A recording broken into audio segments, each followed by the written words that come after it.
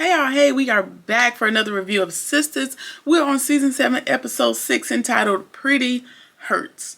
So let's just jump right into it. We are in the next morning. We know last night that Gary was about to up the tool on Jordan and Andy, and let's just presume he listened to his better judgment and did not go through with the plan. So the next morning rolls around, and Andy is hosting the girls for Sabrina's birthday. Danny drops by to see her. She's playing hooky from work so she could be there for her girl Sabrina. Everybody's showing up one by one. And small talking as usual, over mimosas. And Danny tells them that she's on cloud nine. Her therapist has her on a journey of self-discovery, and it seems to be going well. And one of the methods that she's using on said journey is partaking in erotic stories. That is helping her. Don't really know how, but it is. So, we're just going to be thankful for the progress that's happening. In this moment, Andy decides, I'm going to start a birthday tradition. We're going to start it today on Sabrina's birthday. And what we're going to do is we're going to tell the birthday person what we love about them. Definitely a very, very good sentimental idea. We're going to start with Danny. Danny tells her, I love you for your soul sister ways. You could probably shave your legs a little bit more, but girl, my good soul sister. So it was cute enough considering, it was coming from Danny. And then Andy goes on to tell her she loves the loyal side of Sabrina. And the example that she gives is how far Sabrina was willing to go to help Maurice out and make sure he didn't go to prison, and to scream his innocence from the rooftops. Just loyalty in all aspects when it comes to her friends. Definitely a trait that is admirable when used, when not being used for evil. All right, and then Karen tells her I love how kind and nurturing you are, and that I only hope to be as kind and as nurturing to my child as you have been to me. And so that moves her to tears, because we know that she's on this journey of deciding whether she wants to freeze her eggs or not. She's moved to tears. And she also, tells us that birthdays are a reminder that time is still moving, time is not standing still. And so she needs to, come to some revelations. Her friends around her are having babies, and her biological clock is ticking. And she makes the declaration here and now that she's definitely going to be freezing her eggs. Took a turn, from the lightheartedness of the day, but it's something about being presented with your morality that, could be a downer, that could make you realize I ain't got time to be wasting. And so that is where she is. Now, don't know how that's going to work with her potentially being in a relationship with what's his face? Forgot his name. But at least, with freezing the eggs, she's planning for whatever the future may look like for her. All right. Like I said, she's still coming to terms that Rich might not be the one for her. She's doubt that he's going to be willing to change his mind. And if you can go back a couple reviews, you would know that I said that it was a bad idea for her to agree to see how things work, or to invest so much into Rich, knowing that this is something he could potentially never change his mind on. Not saying that minds can't be changed, but on big life events like that, it is rare, and I don't even know why you want to change anybody's mind, honestly, on something like that, because let's just go with it this way. You change his mind, right? Y'all have these children, whatever, I say children, I'm country, children. Y'all have these children, child, whatever it is that you want to call it, and he resents you forever for signing him up for something that he does not want. And when you're thinking about Rich, I think it's less about the child. Like she said, he's way more interested in his freedom and his mobility and being able to move and shake, how he's most comfortable in a child, family, wife. All of that is a problem for him, and that's absolutely fine. But what you have to realize is just because you have a good person does not mean that the person is good for you. I've said it to a lot of people, a lot of friends, there's so much potential in him, her, whatever. They're good people, and that's fine. We would all hope that, the majority of people on the planet are good. That's the hope. However, that doesn't mean that they are good for you and what you desire out of life. Okay? I don't know. I don't know what the message is for. Let me know if I'm making sense. Either way, yeah. So whatever. And we end up with Karen, you know, making it about her as normal. And she commiserates over the fact that, you know, she ended up being a single mom. And her friends around her like, you know, not for real. Like, you're really not a single mom, you know, in the aspect that you're thinking, because you got us. Like, you know, we're always willing to help out with that baby. You know, we're auntie. You know, black people, your friends, your children's auntie. It just is what it is. It's an unwritten rule, right?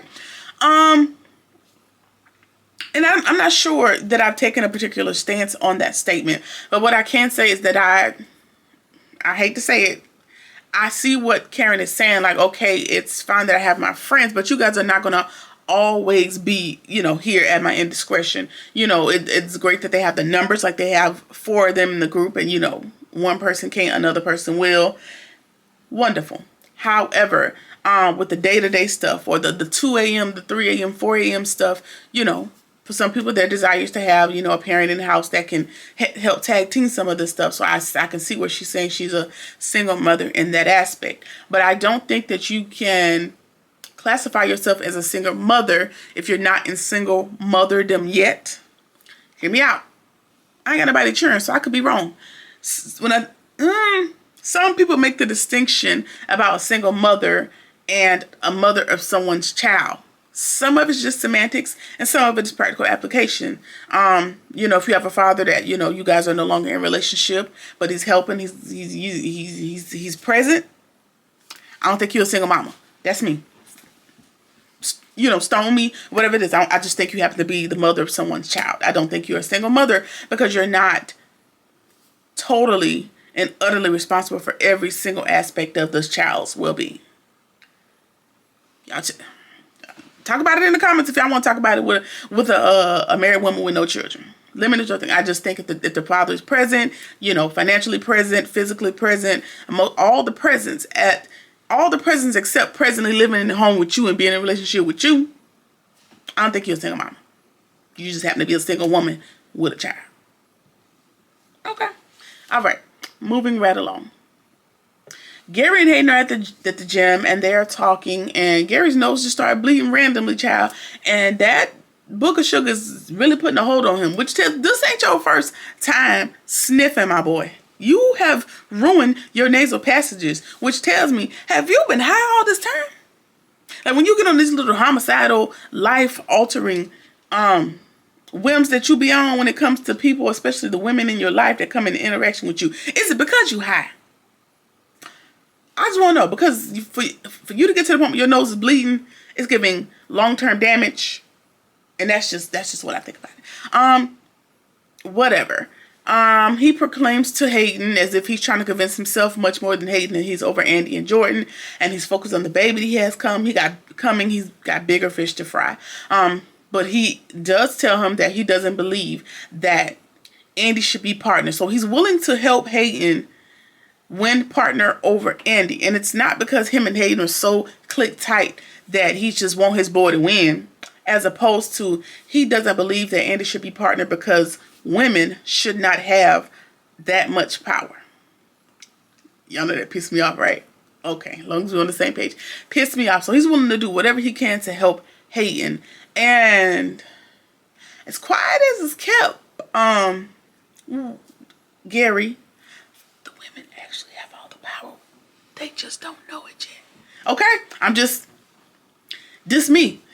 We'll argue about it in the comments if y'all feel differently. I am of the belief that we do, because think about it. Most things that men do are in service or pursuit of women.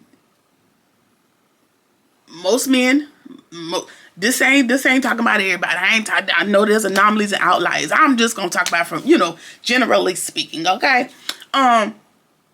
You want the big house, the big car, the big things, because you proclaim women to be gold diggers. So you have to get the gold in order for them to dig, right? Right. I don't want to get too. I won't get too deep in that. Anyway, I just believe that the women actually do have the power. They just don't realize it, and sometimes y'all don't realize it. Think about it. oh, I hate to tie it back to a time that I don't feel like being bothered with, but think about it. During like Jim Crow and lynching era, if a woman, these women, were to call their men or any man in their general vicinity and say, hey, they're looking at me wrong, they whistled at me, they brushed past my shoulder, that person is now an ancestor, now going on to be with the Lord, right? That's power. Now, power by way of harvesting other people's and sicking them on somebody and, getting them to do your dirty work, but it's still power, right? I'm gonna let it go. I'm just saying. I feel like we do. We just need to, harness that mother sucker and, use it for good. Don't use it for evil. All right. I'm gonna get off the box. I'm gonna step down. Okay. Andy hands Sabrina a check. So Danny and Karen have left. They got things to do. The brunch is broken up. We done had enough mimosas for one day and enough, lavishing and showering Sabrina with some birthday love, so it's time to go. And so Sabrina and Andy have this little moment before, they disperse as well. And she's telling her, like, she's getting excited about the egg freezing process, just knowing that her journey to motherhood is that much closer. And so, yeah, we're excited about it. We're excited about it. And she does, just mentions in passing, not as if she's asking for help or begging or, dry begging or none of that. She just mentions to Andy, like, hey, I know it's going to be expensive, but it's, it's a journey I'm willing to take. It's what I want to do. And Andy takes it upon herself to hand Sabrina a check to help her out. This is my assumption, to help her out with her egg freezing process. May have just been a birthday gift, but hey, she won't take it. She's like, okay, well, just consider it my contributions towards, my potential niece or nephew that's going to come in the future, and I thought that was so nice. I just thought that was so sweet for your friend to know that this is something that you want so bad, or something that you wanted to do for so long, that I'm willing to help you out financially. I know I can't help you out in any other aspect, and so sometimes financially is the only solace you can know in helping, knowing that you can help somebody. And so I just felt it was a nice gesture. Money isn't always the answer, but hell, sometimes it is. All right. And Sabrina offers to help her on the campaign trail, hang up flyers or whatever it is in exchange. Just a very cute moment. All right. Sabrina goes to Maurice, and I don't know why she took her ass over there, because Maurice was no solace, no help, no nothing. He tells her about the date with Grayson and tells him, like, at first I was trying to play coy or whatever. But by the end of the night, I was ready to get my cheeks clapped. That's what he said, essentially. He never confirmed whether he did or didn't, but it turns out that him and Mr. Grayson had a very nice date. And, considering his most recent dating history, let's just all be happy that he had a very good dating experience and hope he don't move the sucker in the house. Especially now that Calvin, I guess we've lost Calvin, right? I think we've lost Calvin and we've lost Preston. And I ain't really mad, because there's only so much more that I could probably tolerate with the storylines that involve those two guys. Whatever. I think they could have rolled him over to the Zatima franchise as friends of Zach's, but, Preston could have rolled over. Calvin, not so much. So, maybe Calvin's gone. To be determined, but we'll see if Calvin is officially gone. Anyway, now that Calvin is gone out of the house, we learned that he's still paying his rent. So maybe he'll be back. He just went on a little rendezvous with this woman he left with. We'll see. Yeah. Sabrina sounds like she went there to ask about Calvin, and she tells Maurice. She asked Maurice, like, "Hey, did you hear from Calvin? Because I assumed he would have at least said something to me on my birthday. Girl, I don't know why you care." And Maurice is like, he paid his rent. That's about all I needed to hear. That's the best I can tell you. And so we're just going to move right along. And she tells Maurice about her decision to freeze her eggs. And Maurice calls the doggone potentially frozen embryos. He calls them ice baby. And I will never unhear that. It tickled me. I'm not laughing at nobody's journey. If that's what you need to do, what you have to do, that's not what I'm doing. I just would have never thought to call them doggone people's frozen embryos ice baby. It was way too far. It was inappropriate, but it was also funny. All right. Moving along. Zach and Fatima are at the deposition. And sometimes the episodes move really fast. and I'm okay with it. Sometimes I need a little backstory, a little back context. Because I feel like we miss some stuff and you just drop us in a narrative and then you just have the people verbally explain instead of letting us see it. And this is one of those scenes where I would have wanted to see how that played out in court. But maybe, you know, editing sake, time sake, whatever, we couldn't make it. Either way, we are immediately after the deposition. Turns out papers have been drawn up. Andy's got the papers drawn up. And we can go ahead and imply that Zach has won his paternity suit against Heather. The deposition went well, and he is now going to be baby Michael's legal guardian. And he is so overcome with emotion. Michael is officially theirs. You know, as soon as they sign the paperwork, they'll have him in a couple of days. I'm not sure if he's in foster care or whatever that situation is. I hope so, you know, in case Heather would want to decide to do something crazy before he has to go live with his dad. Either way, he's officially that boy's daddy. So we're going to presume that the paternity thing also happened because the white man lawyer said that it wasn't a snowball's chance because his paternity wasn't like officially determined. Whatever the man was saying. Y'all know what I'm trying to say. Either way, that man, Zach DeVal, as I know him, that man tapped into some actual real emotion. If you follow him and Kadeen, his wife, his actual wife, on Instagram and, you know, different places I've followed them over the years in their podcast, this is actual emotion because he feels the passion that he feels for Michael on the series. He feels that same passion for his actual sons, his 4 boys that he has in real life. And that was very, very touching, you know, to see him tap into that. It's okay for men to cry. It's definitely not a thing. We're not going to make that a thing. But it was cute. It was definitely cute. We can't even sign the paperwork and let the ink. I know he's very excited. He's very, very excited. He's already planning to, you know, for Tim, you need to change your car and get a minivan. First of all, don't plan for my car. Why you got to get the minivan?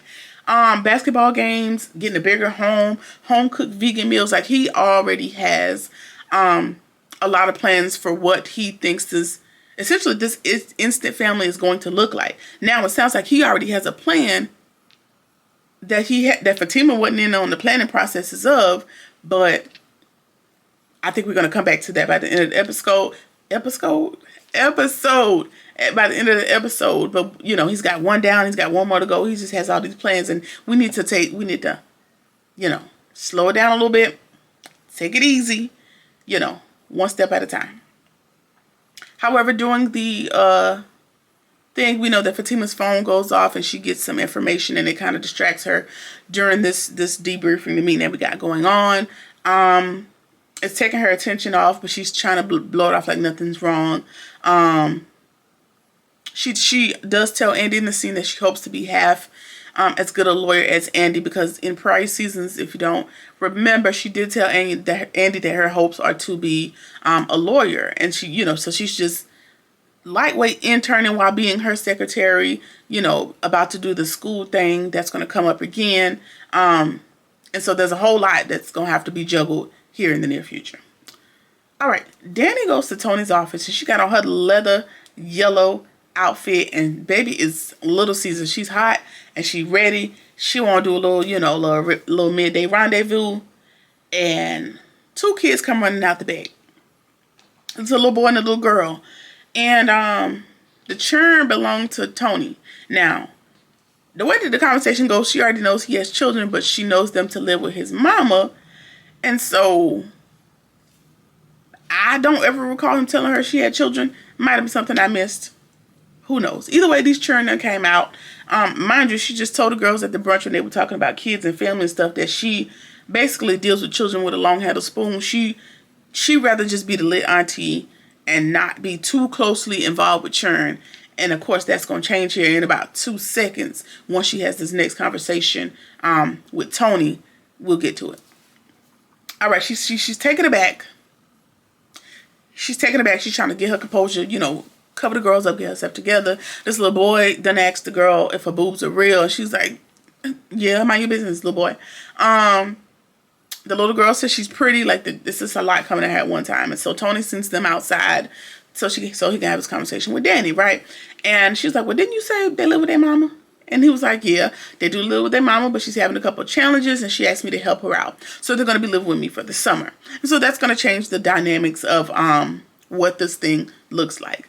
And Danny's like, you know, that's cool. That's fine. And she thinks like, but did you not think to kind of run it past me first? Like, we're early on in this relationship thing. It could have an impact on us. I'm just saying. He said, I was going to tell you over lunch, but you know, you jumped the gun with your little leather suit on that you got. And he asked her, like, what's the problem? Like, they seem to like you.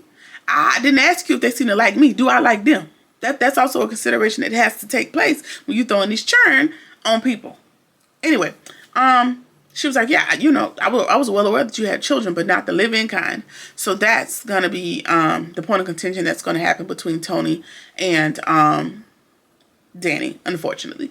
And again, I don't know. I'm pretty much always going to take Danny's side. I'm a little bit conflicted. Let me know what y'all think. This is my train of thought.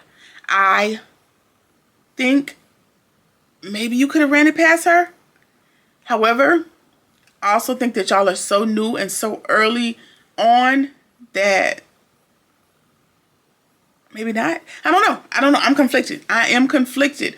However, as a stepmama myself, you ain't got to run everything past me. It just, some stuff just ain't my business. I'm not a parent per se. I'm not a primary parent. So some things, you know, that's between you and your child's mother. I'm not one of the people I have to be invested in all aspects. It's not my job. I don't have to be, you know, involved in every single conversation that happens. Do your thing. Do your thing, my guy. I also think that Danny doesn't have as much as of a vested interest because they don't live together. You still have your own place, and I think he still has his own. That's just going to be my presumption at this point. So, girl, if it get too much, going on back to the crib. I'm going to see you, you know, I'm going to go home tonight. Maybe I'll stay tomorrow. Like, there's different things that can happen as opposed to, you know, when you guys are living together, you know, that space is now everybody's space and all that good stuff. But, you know, I don't know. I don't have no clear-cut answer on that because you got to play that thing ear, you know, by ear sometimes. You got to play that thing one day at a time. So, yeah. Also, there's a consideration that has to be made, like, how's your relationship with your baby mama? Because if she crazy, if she like to run up, like, is she easy to deal with? Like, all of these are considerations that have to be made, which is why people that deal with people with kids, you got to be careful. You got to be careful because sometimes it ain't even the daddy. Okay, I'm gonna move on. I'm gonna let well enough alone. I'm gonna let it go. But what I'm saying, I understand, Danny, you know, it's a very big change, and it's also very early on in you guys' relationship. So I can understand your angst and, you know, you might have to back up a little bit. Also, Danny's going to have a conversation with herself via a letter that I'm going to get into, and taking maybe 2 steps back might be a good idea. Just hear me out. Pam has a line out the front door and around the corner at the shop, honey, and we're trying to figure out what is going on. And Roots to Riches is her hair care line that she had been working on, that she damn near blew out of Karen's money on trying to pull together. Seems like she's got a small business loan, a grant, a credit card, whatever she got, and she's making it happen, and it seems to be taking off. All the people are there for her hair care line. She said she was able to amass 300 orders in 1 hour, and we're just gonna blame that on her social media presence and her going live and the different things that she's been doing to drum up business. And Karen is like, you know, that's cool and all, but girl, is the stuff regulated? Do you have a license? Most importantly, did you use my damn credit card to make it work? Of course, Pam don't give us a straight answer ever. But she said, girl, I got it. Now we know a lot of Pam's crap be harebrained schemes, get rich type. Oh, slow down, girl. Get rich quick type of schemes, and they don't be, you know, well thought out on the business side. But we're just gonna keep our fingers crossed and keep our good eye on Pam and hope that that is not the case this time. Okay.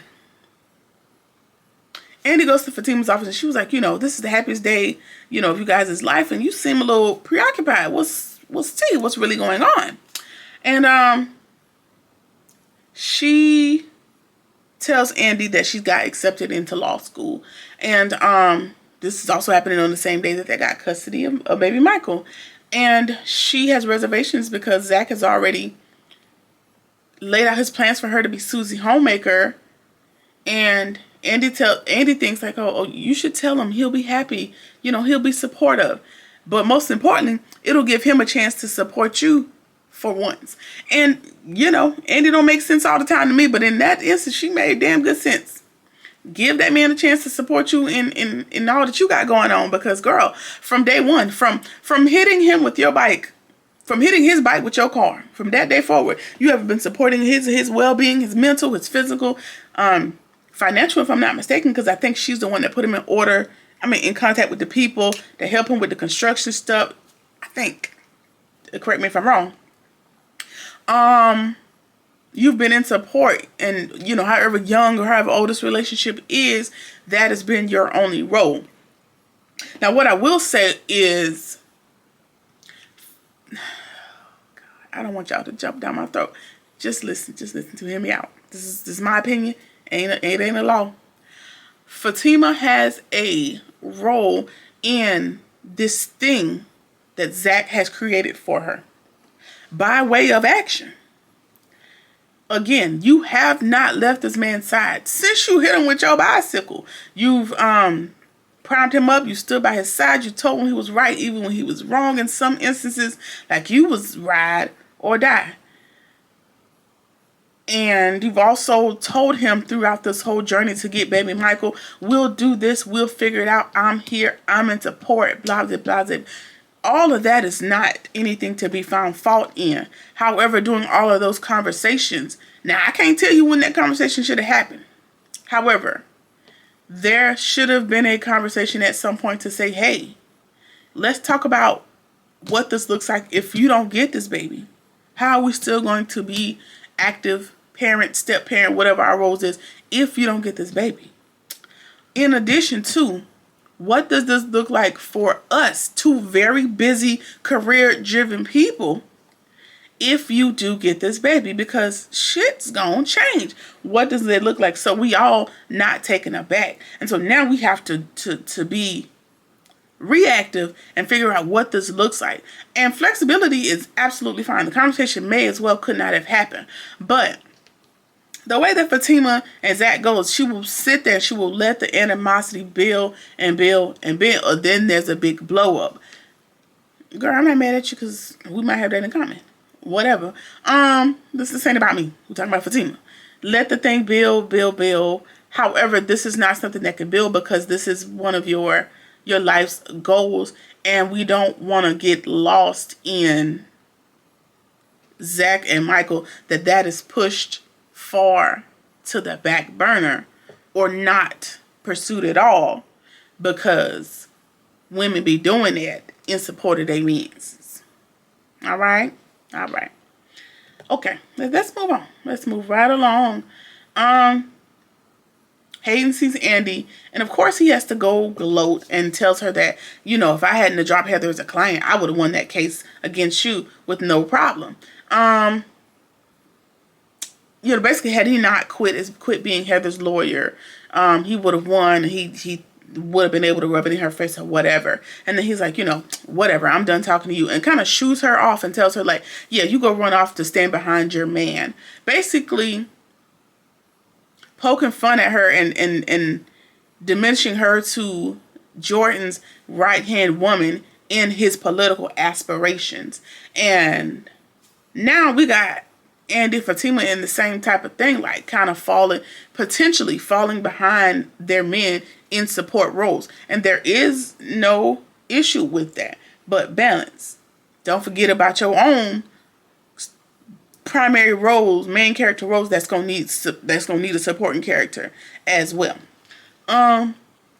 Anyway, he shoots off to go stand behind her man, and something about that comment actually affected her, and she calls Jordan, and she cancels dinner immediately to stay at work and work on her new case, which the good side may be, yeah, that's probably good to kind of keep you toe to toe going to Hayden, you know, when it comes to this partner slash manager thing that y'all are going for. However, the bad thing is you let him get in your head, Savannah. Like, you let Hayden get in your head. Like, you very well could have went to dinner with Jordan and just said, hey, I know you're running for councilman, but I'm also running for partner slash what you call it. And every time you call me for a booty call or dinner, because they didn't went out to dinner and lunch ever since they met.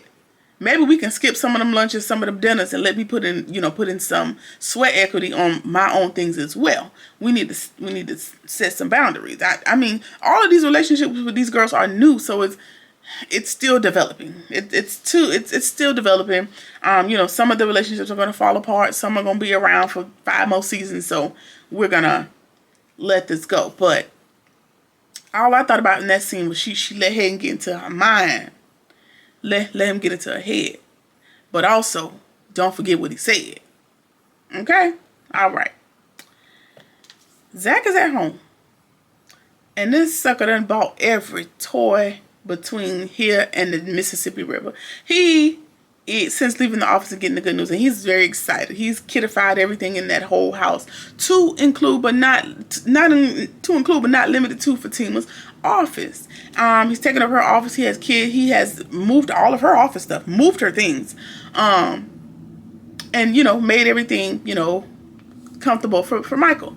And but don't worry, she got something out of the deal. He bought her a baby on board sticker for this toddler.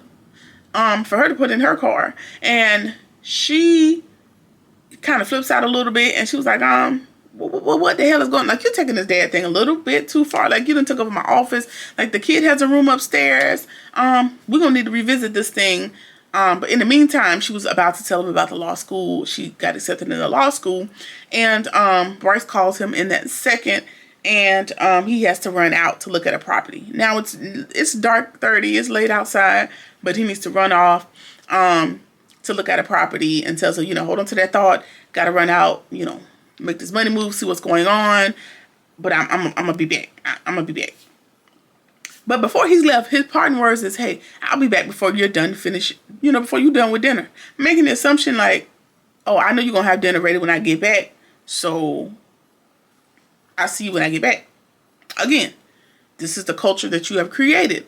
This whole time you've been cooking and cleaning and hunching and doing all that other stuff. You've been doing the motherly, the wifely stuff, right? Well, just air quote the stuff because never mind. You've been doing all these things, so that is what he continues to expect to continue happening. Guess what? You think it differently because you have this major thing that you're trying to take on. So, yeah. Let's go move on. Tamara is at Hayden's getting dinner ready. And I don't know how much forgiveness I have in my heart for somebody that stole my damn money and damn near sold me out to the FBI. Or did send me out to the FBI. I can't remember if she said or not. Either way, she downstairs getting Charles's lunch ready. Getting his dinner ready. And he seems to believe that he has turned a hoe into a housewife. Yes, I did use air quotes because, child, you can't, that hoe can be applied to men too. So not too much on the, you're surprised you turn a hoe into a housewife because, child, you can turn anybody into anything they want to be turned into. That's the moral. Moving on.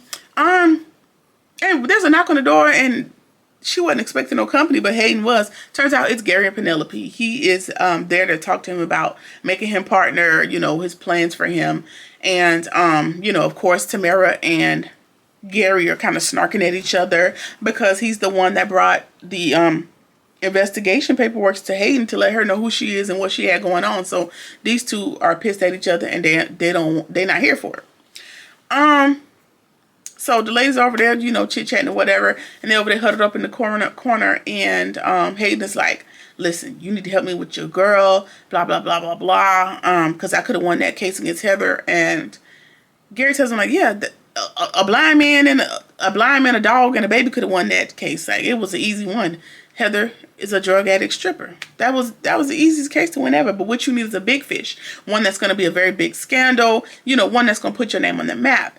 And he seems to have a case in mind for him. Obviously, he already has a case in mind for him.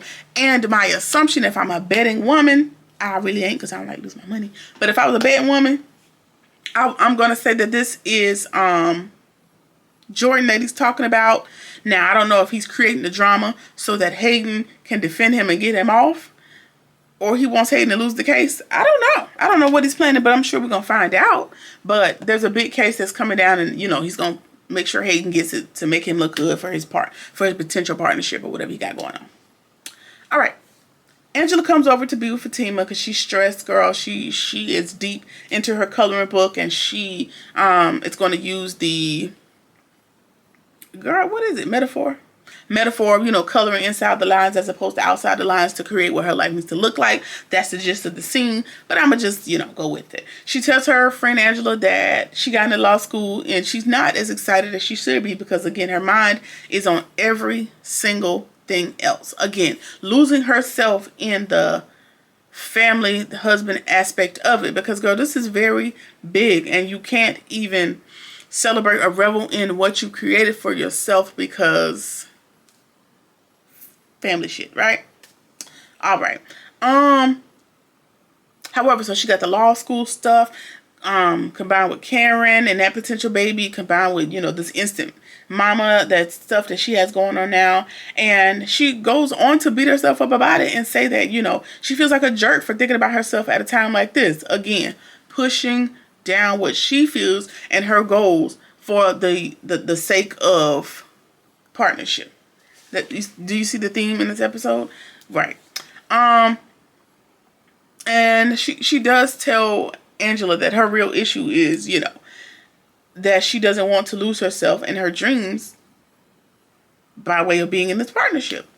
Absolutely a very valid fear, and it's a very valid possibility and a likelihood, unfortunately, at this stage. But she is also has something in her mind, like she also wants her own kids one day, and she doesn't know what that looks like with Michael being, you know, being in the picture. Now, since she didn't say she didn't want him in the picture, she didn't say that. But with Michael being in the picture and now Karen's potential baby being in the picture, it's like that goalpost is kind of getting pushed back. Like, you got two potentially brand new confirmed kids within a year. That's a whole lot for the early on stages of the relationship. All right. Andy calls her and she needs her help immediately. Mind you, it's nighttime and these people are still like doing work stuff. And even that, like, once she checked the text message or whatever, she was talking to Andrew, she's like, even something as small as this, how is this going to work? I need to run out and do something work related. And, you know, Zach just went out to do something work related. Who decides who leaves? Who decides who leaves to go handle what needs to be handled? And so these are all things that they need to work out with their new normal. Unfortunately, fortunately or unfortunately, depending on how you look at it. But it is a kink that needs to be worked out early on. Or not even a kink. Like, things don't have to be, you know, laid out on pen and paper. But the flexibility to know, like, all right, we all got to be flexible. And I don't think Zach is aware that that's how that needs to happen right now. So, you know, the conversation will come, I'm sure. All right. Gary, Hayden, and the women are sitting there having small talk over dinner, and Gary, being the freaking narc that he is, decides that just flat out lied. I ain't even gonna put that on no narcissist. The man just flat out lied and told Penelope, he takes credit for the idea to put Hayden up for partner. Like, just a lie that you didn't even have to tell. And Hayden is looking at him like, what? Like, dude, what are you talking about? But he ain't call his bluff. He let him have it. I wouldn't have let him have nothing. Like, not that big. Because if I do become partner, you ain't taking credit. So, the hell with you. All right. Danny is sitting there looking at a picture of Preston at his wedding. And so, you know, she's kind of spiraling out of control. And she knows that she's kind of spiraling. And this is getting to her, even though she doesn't want to be. She calls Andy, you know, probably, you know, as an effort to get somebody to come over and commiserate with her, or just to hear what she's got going on. And she ain't answering. She's busy. And so, you know, her therapist's thoughts run through her mind, and she tells her, like, you know, journal that thing, you know, get it off your chest, work through it. And so she decides to journal about what she's feeling, and she's writing it as if it's a letter to herself. And, you know, it goes, "Dear Danny," I didn't write down the whole thing, but, you know, "Dear Danny, you're broken. You need to realize that you're broken." And then she goes on to say what she desires, and saying that she desires someone, you know, that will love her, that will choose her wholly, and to be there for her unconditionally. But she also knows that she cannot rely on people, like that external validation, to give you what you need in life, and that you need to start relying on yourself. And I think that is the breakthrough that Danny needed to turn this particular corner. While Danny is a tough girl and a smart girl, don't get it twisted. She has this little thing. However, she's so tough in the fact that she don't realize that her and Andy are a lot more similar. And I was so deceived in Danny's tough girl that I didn't realize that her and Andy are a lot similar, by way of seeking their validation, by way of being in relationship with somebody else. And the good thing about it is Danny has maybe figured this out with therapy. We're going to presume she's been to therapy a couple times at this point. And unfortunately, I don't think Andy's there yet, which is okay. That's fine. We all arrive at the train station at different times, so that's okay. This is not about Andy. We're talking about Danny. All right. And so I think that this is a very good conversation that she needed to have by herself. She called Andy to talk to her, but sometimes you need to talk to yourself. It's okay to talk to yourself. Now, when you get to answering and having a conversation and making plans and plots, I have a little problem. But anyway, talk to yourself, talk through these things and work through these things on your own before you broadcast it out to the world, because you could very well be skewed with your thoughts when you're taking in other people's opinions of what you can, should, or will do. So, said all that to say, I'm glad that she came to the realization. Now, this is the easy part. The actual hard part is going to be the practical application. Like she said, I can't rely on people, and that she needs to rely on herself. And that is why I said earlier in the review, like, she might have to take 2 or 3 steps back from Tony, because, like you said, you need to rely on yourself, and you're just from one event to another, and also from one person to another. So a little bit of alone time might be good for you, especially considering the fact that now you got these kids that, hell, of course, the man is going to expect you to be in the maternal role. So, now you and Fatima got that in common. That's going to set you back with trying to rely on yourself, because now you're going to have to be there in support of Tony and these churn. Now, these churn might not be here permanently, but the summer could turn into permanent, because you don't know what that mama's particular ailment is, and she may never be able to regain custody. So these are things you have to consider. Okay, so moving right along. Penelope got to go to the bathroom, right? And Hayden escorts her to the bathroom. And Hayden has already asked Gary, hey, go easy on her tonight. Like, ease up, stall him out, leave her alone.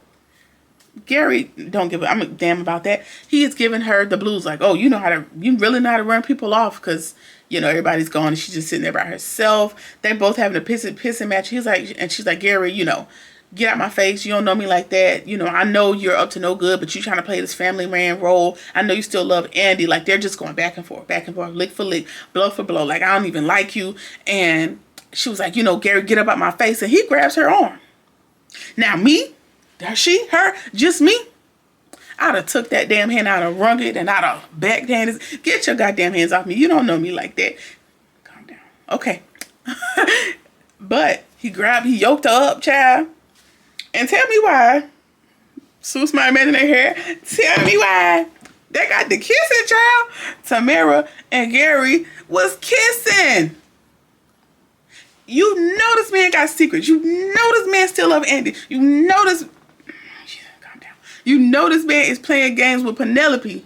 and you gonna put your stinking ass lips on him? Are you crazy? You just got back in good with Hayden. You could probably still get some more money out of him if you put him on the right a couple more times. You got the nerve. Ain't that much passion in the damn word. That pissed me off. Because that gave like a soap opera, like daytime television type tease. And that pissed me off. Because now it's going to be a problem. Because of course Hayden going to come after the kiss is over and make sure everything's okay. And blah, blah, blah. Looking stupid. But it really pissed me off. It really pissed me off that y'all kissing. Gary, you have the Federal Bureau of Investigations on your trail. You have enough on your plate. Tamara. Please, y'all, they piss me off. I'm sorry. Either way, we're gonna move on. That's how we end the episode. So we're gonna talk about that next week. But what does happen next week is Andy sees the headlines that Jordan was with, quote unquote, with an underage girl. So that's the scandal that they've created for him. Tony is telling Danny, like, you knew I came with these 2 kids, what this package came with, so you could either take it or leave. Girl, leave. Because it's too early on to have to deal with all that. But, you know, do what you want to do. I'm just saying that's just my advice. Either way, that's it, guys. I've done enough rambling for one day. That has been season 7, episode 6. If you want to talk about it, let's talk about it in the comments. Like, comment, share, subscribe, or whatever it is that you feel like doing. And I'll see you in the next one. Peace.